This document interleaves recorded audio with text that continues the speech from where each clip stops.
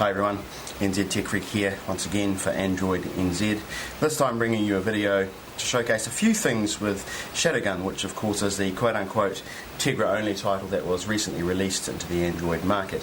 What you're looking at in front of you of course is a Samsung Galaxy S2 running Shadowgun, which by rights of course it shouldn't be able to do, and the application that's making all of this possible is Chainfire 3D, which is a root application.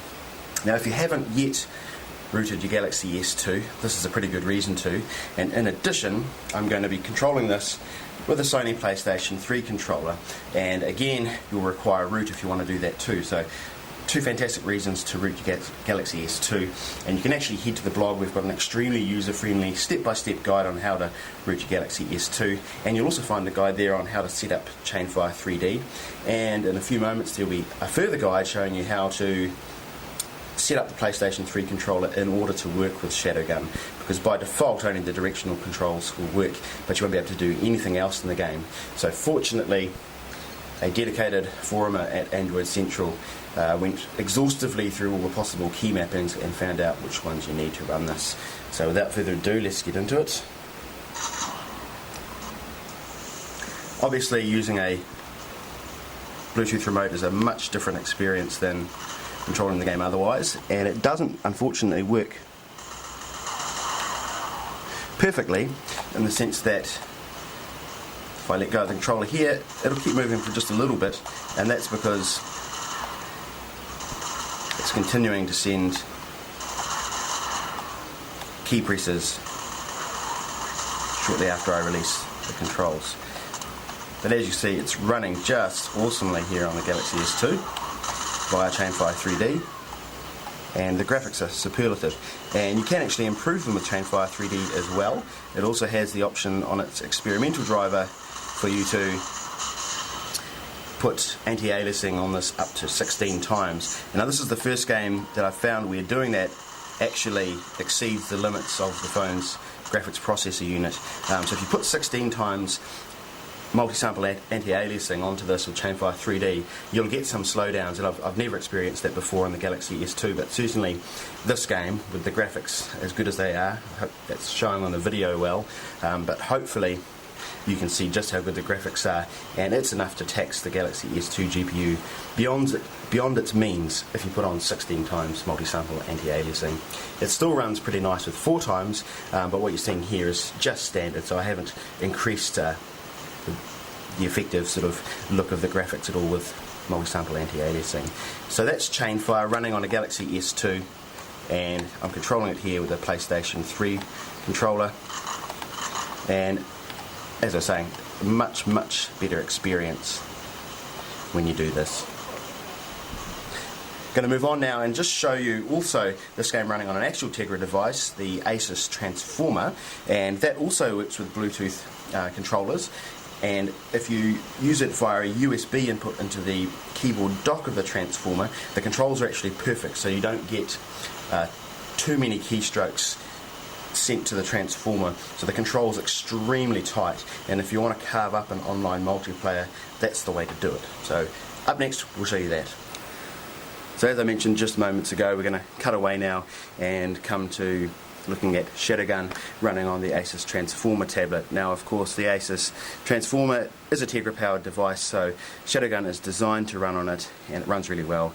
Looks really great on the essentially 720p resolution screen of the Transformer, and you can see here that I'm connected to the Transformer keyboard dock, and I also have a USB connection plugged in at the moment, and that of course is connected to this PlayStation 3 controller.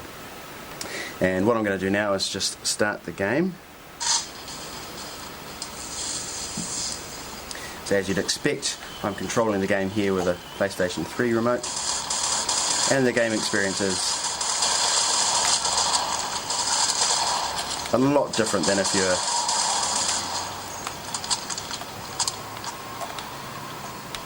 using the onboard touchscreen controls. Now I have to applaud the developers of this game, because they really actually have done a fantastic job at the touchscreen controls. They really are very good, the best I've seen for this sort of game. That said,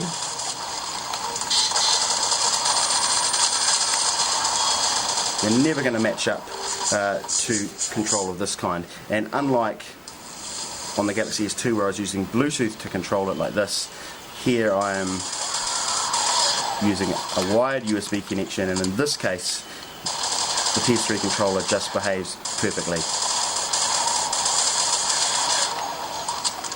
And one of the great advantages of using the PS3 remote is play is a lot more free running. So when you're using the touchscreen controls, you're much more heavily reliant on using cover all the time, whereas when you're against human components and not massive mechs with chain guns, you can actually do the run and gun style of gameplay that you really can't do if you're using onboard touchscreen controls.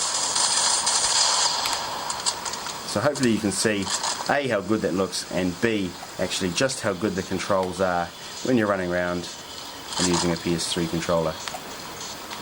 Much more fluid and smooth from the control point of view than using the touchscreen controls, which, as I said, are actually excellent for this style of game. So I'm just going to cut away from this now and just show you what this looks like when you output what's on the tablet screen to your HD TV.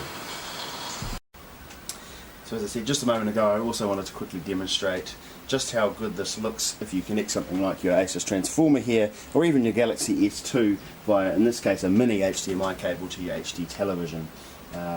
And the graphics are so good that even scaled up here on a 42-inch HD TV, the graphics really do look very good. I'm just going to leave the commentary for a few moments and just play and let you see how good this looks. It really is, with the PS3 controller, an extremely console-like experience. So I mean, this for me is probably where I really do see the future of gaming going, rather than dedicated console machines, is using things like your phone or your tablet to connect to external monitors and play.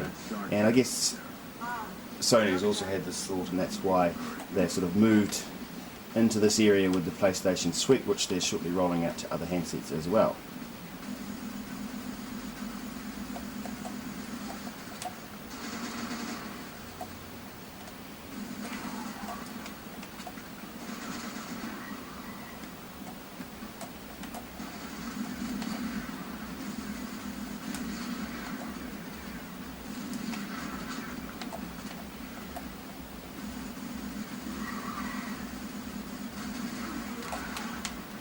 So this is what I was mentioning before about you can really kind of take a run and gun approach to gameplay rather than hiding behind cover everywhere.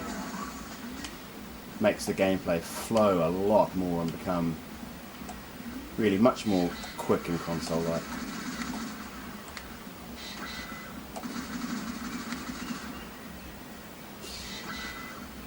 And as I die there, that's a good time to sign off. This is NZ Tech Freak, once again signing off for AndroidNZ.net. Hope you've enjoyed this brief look at Shadowgun running on the Samsung Galaxy S2 via Chainfire 3D, and of course here with the Asus transformer with a PS3 controller, both on the tablet itself and here output to an HD TV.